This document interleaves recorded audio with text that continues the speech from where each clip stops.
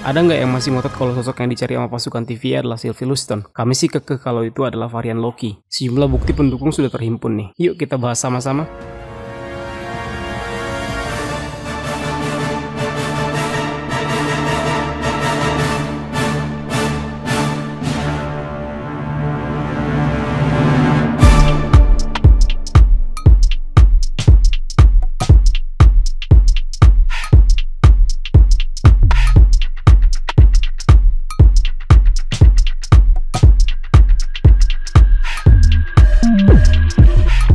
Halo dan selamat datang kembali di Jagat Sinema. Serial Marvel Loki udah masuk episode 3. Jika tak lepas dari rencana, masih ada 3 episode seru lainnya yang menanti untuk ditonton. Untuk seri ketiga, tak banyak easter egg atau detail penting yang mesti dibahas. Durasinya juga singkat, hanya 35 menit saja. Tapi, di episode ini pula kamu bisa menemukan jawaban dari perdebatan yang selama ini terjadi di jagat maya. Apalagi kalau bukan soal Lady Loki dan Sylvie Luston. Nah, kalian tim yang mana nih? Lady Loki atau Sylvie? Kalau kami sih tetap Lady Loki.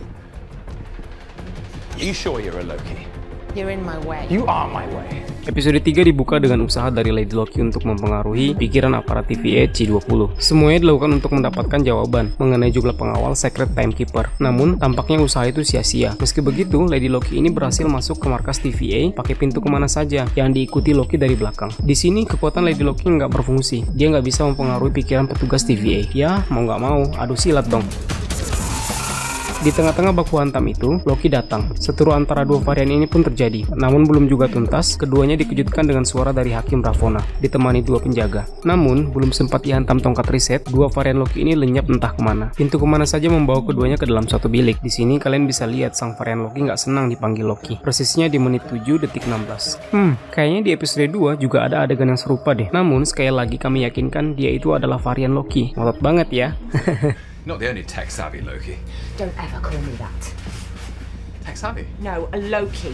Rupanya, pintu waktu ini membawa Loki dan Lady Loki ke Lamentis 1. Bulan berpenghuni dari planet Lamentis di angkasa bangsa Kree. Soal bangsa Kree, sudah beberapa kali terlihat penampakannya. Baik dalam sinema Captain Marvel, Agent of S.H.I.E.L.D., atau Ronan dari Guardians of Galaxy tahun 2014. What are you doing? Ironisnya, kedua varian ini sampai di saat yang nggak tepat sama sekali. Soalnya, bulan ini bakal ditubruk sama planet Lamentis yang udah hancur. Petaka itu terjadi pada tahun 2077. Loki dan Lady Loki berusaha menyelamatkan diri, mencari tempat aman dari hujan meteor. Kalau nggak lincah menghindar, nyawa taruhannya. Meski bertengkar, kedua Loki ini akhirnya memilih berdamai. Di tengah perjalanan mencari wadah berlindung, dialog terjadi. Dalam percakapan ini terungkap soal identitas sebenarnya dari Lady Loki. Tepatnya di menit 11, detik 13 sampai 31. Saat itu Loki memanggil Lady Loki ini sebagai varian, namun dia meminta tak disebut demikian, sebab sang Lady Loki ini lebih senang dipanggil dengan nama Sylvie. Nama tersebut dianggap sebagai alias atau nama samaran. Duh, banyak juga maunya ya, bikin ribet aja. Nah, kalau kalian ingat nih, nama Sylvie ini juga pernah disebut dalam laporan TVA di episode 2. Lengkapnya, Sylvie Laufey-Dottir. Lalu kenapa Laufey-Dottir, bukan Laufey-san? Dari informasi yang kami himpun, baik Laufey-Dottir maupun Laufey-san, ini sama-sama menggunakan awalan Laufey, yang berarti mereka berasal dari rahim yang sama, yaitu Giant Force bernama Laufey. Bedanya hanya Son dan Dottir. Dalam bahasa Norwegia, Son itu berarti anak laki-laki, sementara Dottir adalah perempuan. Besar kemungkinan nama Sylvie ini memang dipinjam dari karakter Sylvie Luston, sang Enchantress. Soalnya dalam komik, antara Sylvie dan Loki emang punya ikatan emosional. Fakta lain yang menguatkan gagasan tersebut tentu ada. Itu terungkap saat Loki dan Sylvie berhasil menyelinap ke dalam kereta yang sedang mengevakuasi warga. Di dalam kereta ini, dialog karib terjadi. Keduanya mulai bertukar cerita mengenai masa kecil. Paling menarik soal adopsi. Di sini, Sylvie justru lebih dulu mengetahui jika dia adalah anak adopsi. Berbeda dengan Loki, dia tak pernah diberitahu sama sekali. Bisa dilihat di menit 19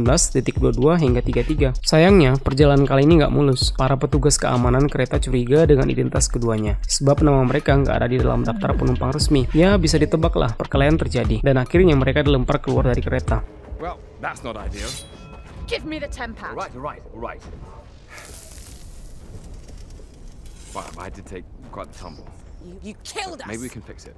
Okay?